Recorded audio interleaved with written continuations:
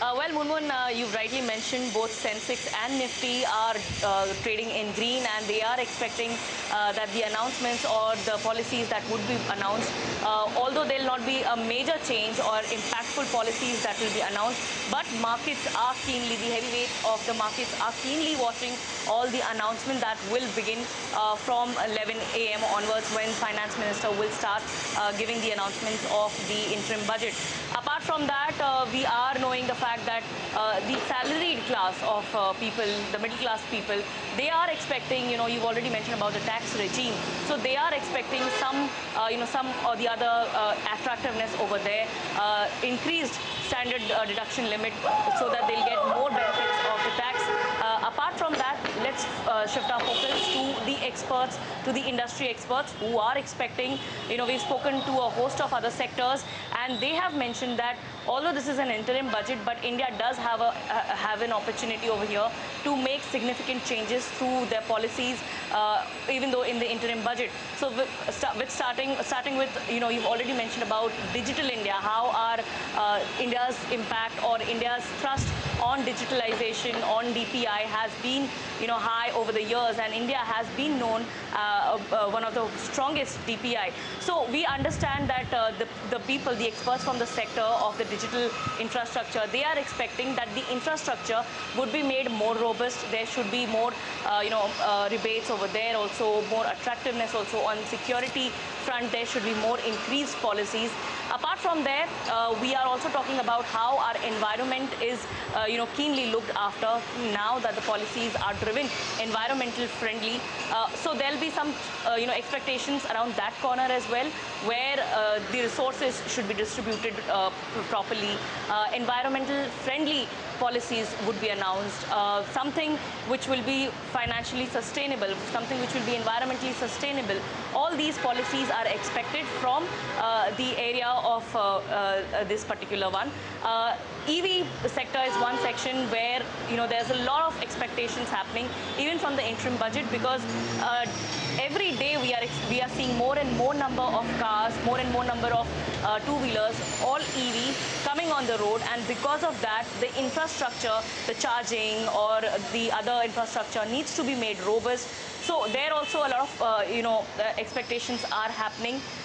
We are also talking about the tourism industry. Tourism, because Mumbai is also one of the places where a large number of tourists come, and that is why a large number of, the agencies are also here. So speaking to them, they have mentioned that they are hoping that there will be various announcements for promoting tourism, for boosting tourism, like announcements for new ports, announcement for new airports, terminals, and all these announcements they are expecting. So by and large, everyone knows that this is an interim budget, no major policy changes, but everyone is expecting that there will be something that can fall, that can come into their kitty, that they'll benefit from. Okay, Shama, you made a mention about DPI, you made a mention about tourism. Do you somewhere see the rupee card now getting, further impetus and a push, especially for that when it comes to DPI, across platforms for tourists to make, better use of, in the tourist spots, better use of it to gain more momentum and more purchase? Yes, definitely. Starting off with, last year, we did see that there was, with G20, there came in a lot of changes. And with this, we were talking about DPI. We also had the working group for DPI, for digital infrastructure. They have spoken a lot, and they have made a lot of, substantial actionable decisions over there. We also saw that the people, the delegates who had come from all the countries, from the member countries, invited countries, they were given a chance to use UPI. So we understand that UPI is now becoming popular, it's becoming famous in other countries as well as in India with the foreigners.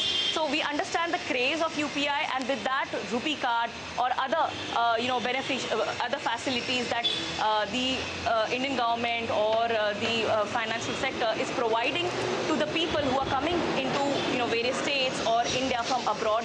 they get a chance to become local and have a hands-on experience how to trade in the local rupee, how to trade in the local, with the ease of digital infrastructure.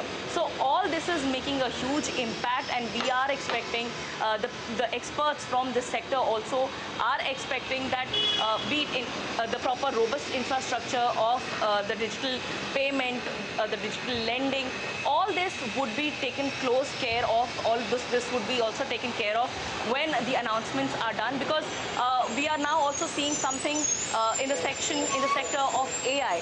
So not just the digital public infrastructure, digital payment, but also through AI, you can have a lot of benefits, and giving a boost to it, giving further growth to it would also be something that the IT sector or the digital sector would be closely watching it for.